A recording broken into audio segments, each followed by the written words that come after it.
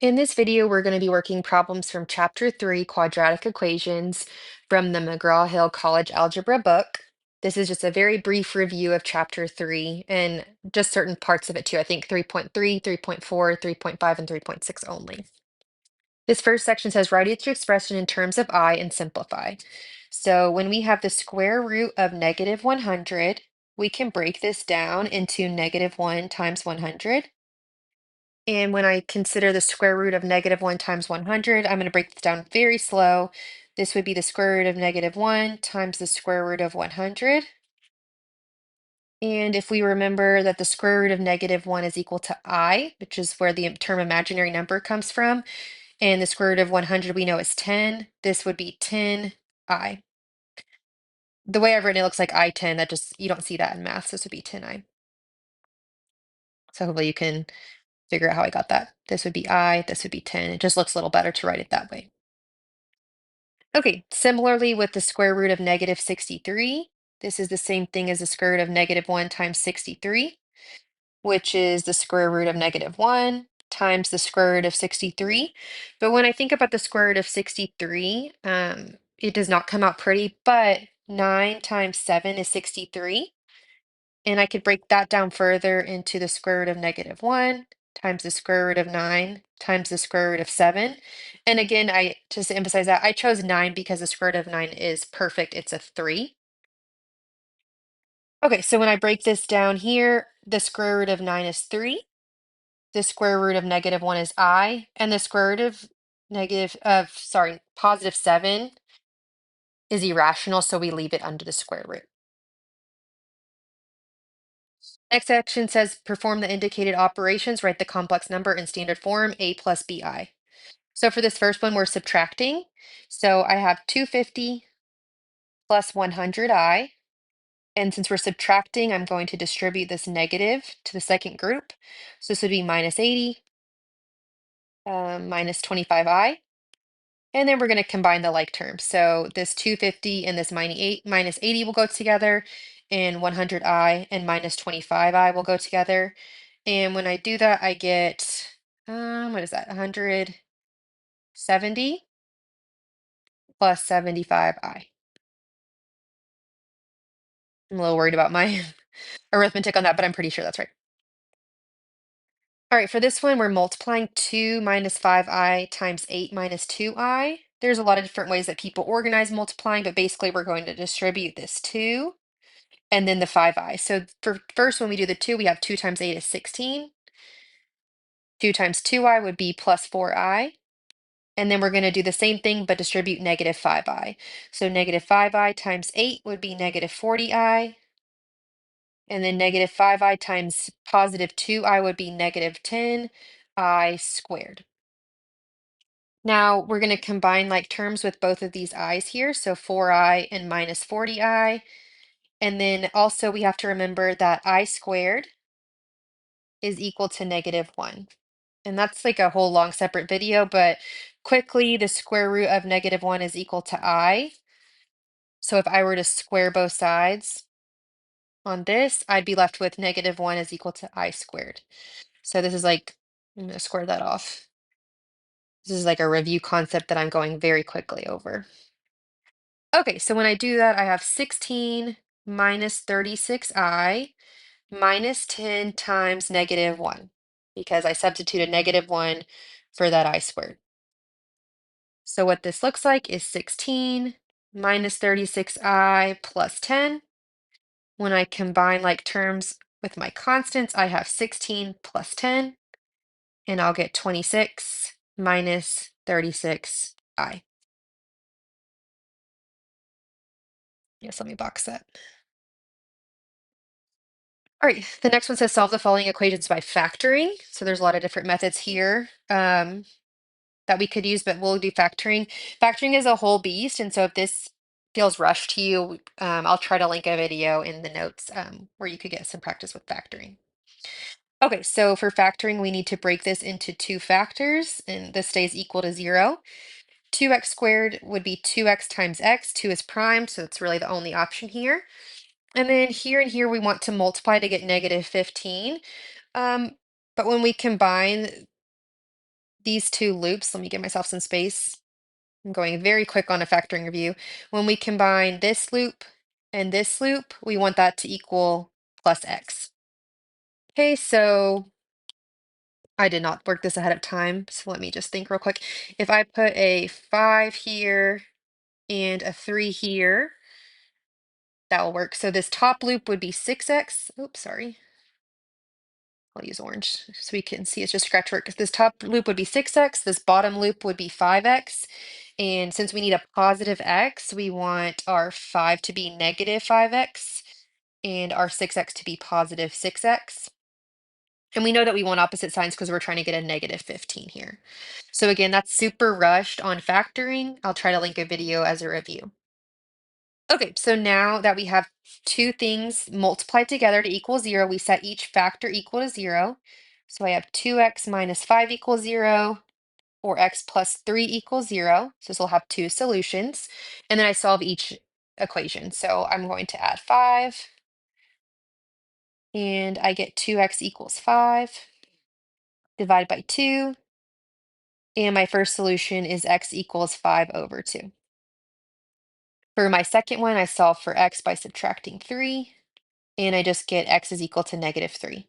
So this one has two solutions, x equals 5 over 2 or x equals negative 3. Either one, if I go back to the top and I plug in here or here, I'm going to get out a 0. Now I have to plug in the same one twice, so 5 over 2 and 5 over 2, negative 3 and negative 3, but I will get out a 0 like I want. All right, for this middle one, we want to do the same thing, but we do need a 0 on one side, so I'm going to add 11x so that I can cancel out this left side to be 0. And on the right side, I'm going to put that 11x in the middle, just so it's set up how we're used to seeing quadratics. It's called standard form, and it's just a lot easier for the factoring.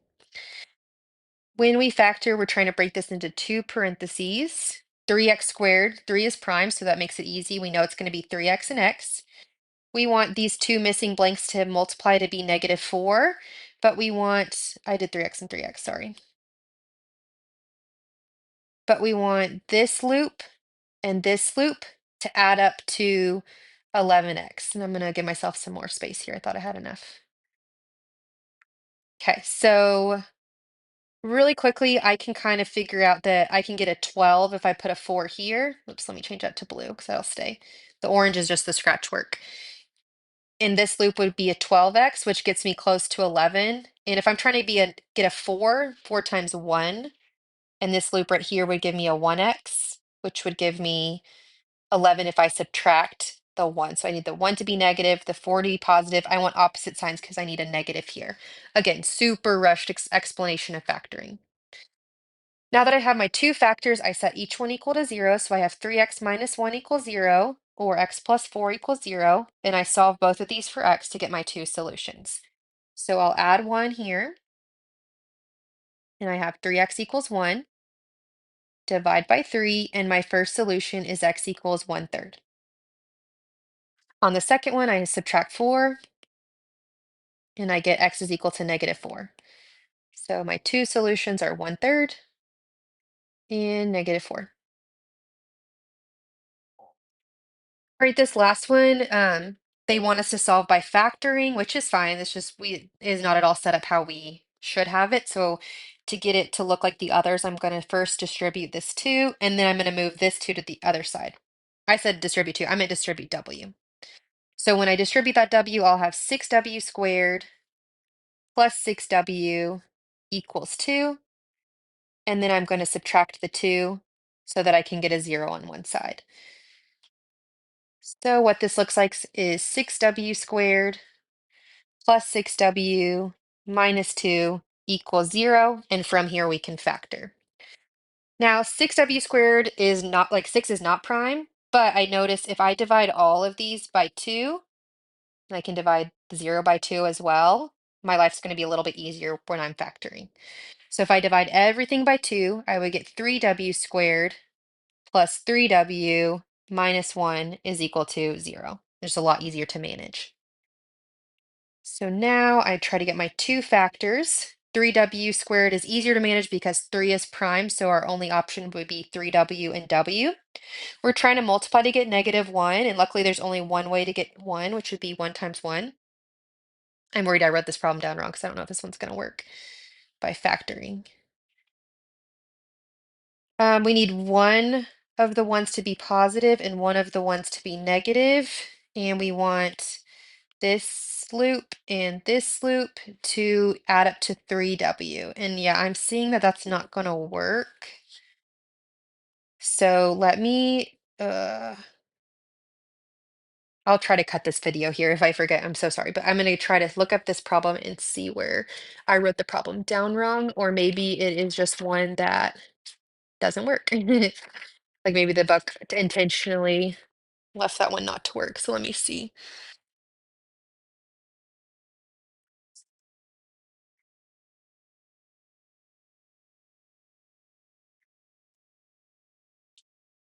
Oh, I did math wrong. Perfect. Okay. I know that's annoying, but let me go back all the way back to right here. I'll use green. When I distributed w times 1, I bet you were yelling at me that that is w right there. So sorry.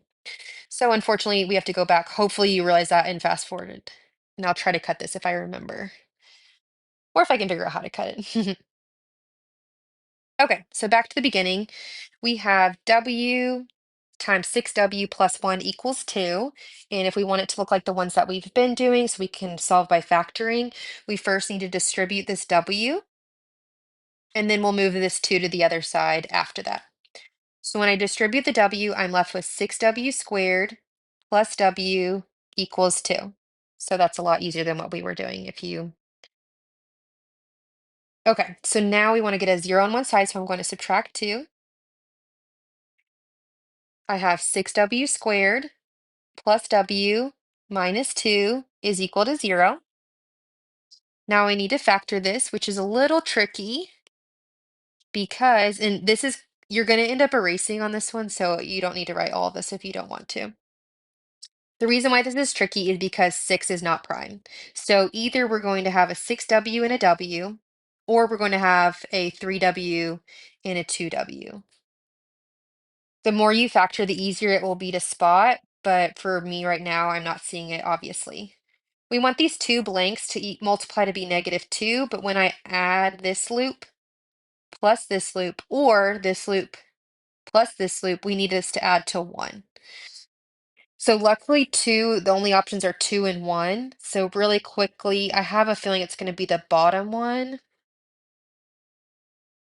Yeah, I think this is going to be a 2. Let me use a 2 here and a 1 here. So that will give me a 3w for this loop and a 4w for this loop. And if we want them to combine to be a positive w, I need this to be a positive 4w, this to be a negative 3w, so that would be a minus there. So if you just tried 6w and w, you would be trying back and forth and you wouldn't get the right answer for a bit. And then you'd have to try 3w and 2w. Again, this is a really rush explanation of factoring. If you need to review that, please do. So now we have our two factors. We have 3w plus 2 equals 0, 2w minus 1 equals 0, and we're going to solve both of these for w. I'll subtract 2, and I get 3w is equal to -2. Divide by 3, and my first solution is w equals -2/3. Okay, and then on the second one, I'm going to add 1. 2w is equal to 1. Divide by 2, and I get w is equal to 1/2. Sorry, went out of the box there. Great. Okay, that is solving by factoring. This next section says solve the following by applying the square root properties. This one will be quite a bit easier. We're just going to solve like we would. Oh, goodness, sorry. We're just going to solve like we would in like Algebra 1. So I'm trying to get, oops, sorry, t by itself. And the first thing that I want to do is divide by 4. Now, some people, I have t squared, some people will be tempted to get a decimal on 81/4, but if you leave it, it's actually going to be quite easy on the next step because to get rid of that squared, we have to square root both sides. And when I do that, the square root of a fraction is just the square root of the top and the bottom. Square root of 81 is 9. The square root of 4 is 2. And whenever you take the square root and while you're solving, it's always plus or minus. So the answer on this one would be t equals plus or minus 9 over 2. So again, I'll just kind of write some scratch work out to the side. This would be the square root of 81 over the square root of 4, which is 9 over 2. All right, this problem is similar. We have p minus 5 squared is equal to 9. The first thing on this one, though, we will square root. So this will be p minus 5 is equal to plus or minus 3, because the square root of 9 is 3. And some people will split this up here. I'm just going to go on just because it might make sense for what we're doing later, but I'm going to add 5 to both sides. So I'm going to get p equals 5 plus or minus 3. And this one has two answers. So 5 plus 3 would be 8. 5 minus 3 would be 2. Off to the side. This kind of will make sense for what we're doing later in the class, but if that is really confusing to you, what I did at this step, what I did p minus 5 equals 3, p minus 5 equals negative 3, and solved from there. So I would add 3 and I'd get p equals 8, and I'd add 5. I said 3, I meant 5. Add 5 and get 8, and add 5 and get positive 2. The same thing. All right, the next section says use the quadratic formula to solve the following equations. This is an equation in quadratic in standard form, so my a would be the coefficient of x squared, my b is going to be the coefficient of the x, and my c is going to be the constant whenever there's a 0 on this side. If there's not a 0, then it messes up the formula. You can still use it, but I would not recommend because you'll get a little confused. Okay, so the quadratic formula is x equals negative b plus or minus the square root of b squared minus 4ac all over 2a. I like to do this right here off to the side first. It's called the discriminant, and that helps me keep my work really clean. So I'm going to use orange and do this off to the side. B squared minus 4ac, and that would be parentheses negative 5 squared minus 4 times 1 times negative 9. I would use my calculator to be safe here, but this will be, I think, 49. But I would type it in just like I wrote it, but just be careful about those parentheses. So yeah, negative 5 squared minus 4 times 1 times negative 9 will give me a positive 61. Did I do that right? So I said 49. Let me make sure I typed that in right.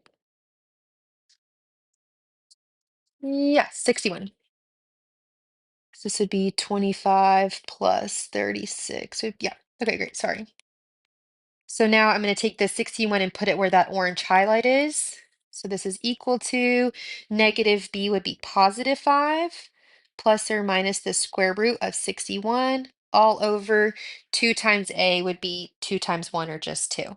The square root of 61 is irrational, and then there's no factors of 61 that are a perfect square. So this right here will be our answer. And notice here there are two answers, one with the plus or one with the minus, but you do not need to write it twice. I think that there'll be like a key on the um, answering portion that you can just type in the plus or minus sign.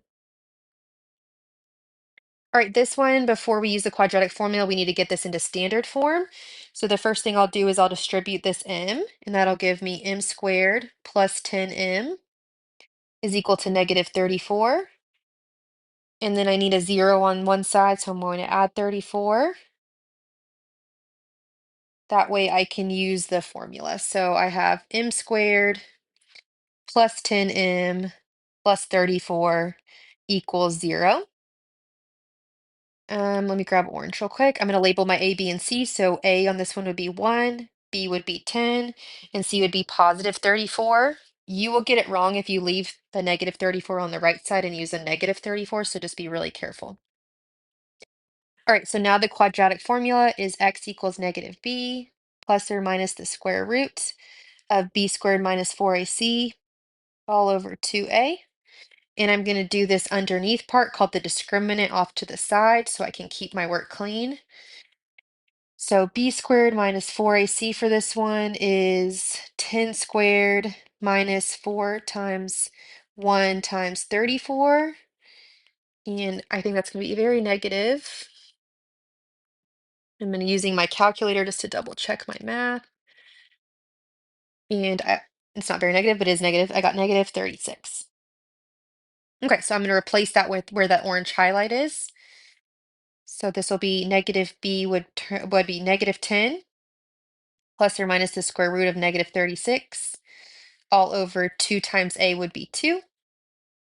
The square root of negative 36 is 6i, so this would be negative 10 plus or minus 6i over 2. I rushed that part. At the beginning of this video, we talked about how to simplify that. Um, so please review that, or I can link some other videos too if that was too rushed for you. Um, this is okay. I don't think that the computer will like this though because it's not totally simplified because I can divide negative 10 by 2 and 6i by 2 evenly. And when I do that, I'll get negative 5 plus or minus 3i, which would be the best answer. And again, there's two answers there because of that plus or minus sign. All right, the last one on this review is a word problem. It says a bad punter on a football team kicks a football approximately straight upward with an initial velocity of 75 feet per second. Part A says, I guess let me underline that, initial velocity of 75 feet per second. And then this straight upward part is important, but we're not taking a physics class, so it's not like mega important, but it is imperative that we know that. So, all right, if part A says, if the ball leaves his foot from a height of 4 feet, write an equation for the vertical height s in feet of the ball t seconds after being kicked. So for part A, we're just trying to write a formula. And so they want us to use s. So s of t is equal to, when we're thinking about gravity in feet, the coefficient on our t squared for time will be negative 16. And then if we're using meters, it's going to be 4.9. So something just to remember. And then the initial velocity is upward of 75 feet per second. So that would be the plus 75t. And then the initial height is 4, so plus 4. So that'll be the answer to part A, just the equation. Part B says find the times at which the ball is at a height of 80, round to 1 decimal place. So if the height is 80, we're going to plug in 80 for s of t. So this would be 80 equals negative 16t squared plus 75t plus 4. And we need to solve for t. The easiest way to do this will probably be the quadratic formula because factoring with these huge numbers does not sound fun. So when we go to factor, we need a 0 on one side. So the first thing I'll do is subtract 80 from this 4. And I'll get 0 is equal to negative 16 t squared plus 75t minus 76. Again, you can try to factor that, but that does not look fun. So I'm going to just go ahead and do the quadratic formula where this is a, b, and c. The quadratic formula is t equals negative b plus or minus the square root of b squared minus 4ac all over 2a. And I'm going to do this discriminant first off to the side because it gets really messy if you try to do it all at once. So b squared minus 4ac is 75 squared minus 4 times negative 16 times negative 76. And I definitely need my calculator for that.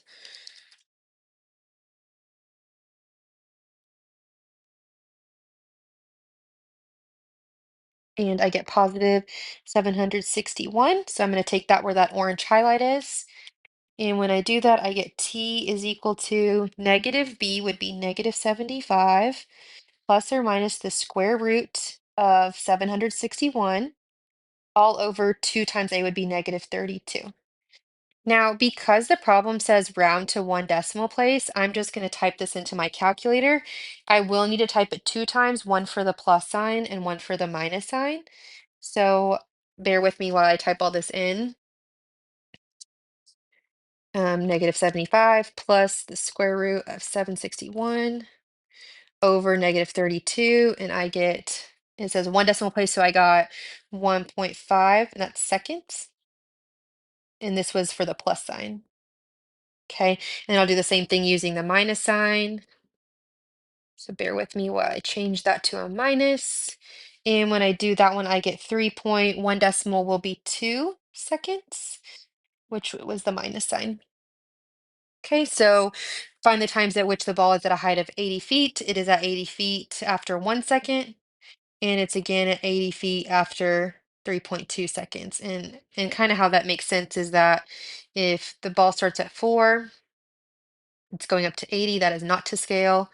It's going to go past 80 and back down, and it's going to hit 80 here and here. That first time would be at 1.5, and that second time would be at 3.2.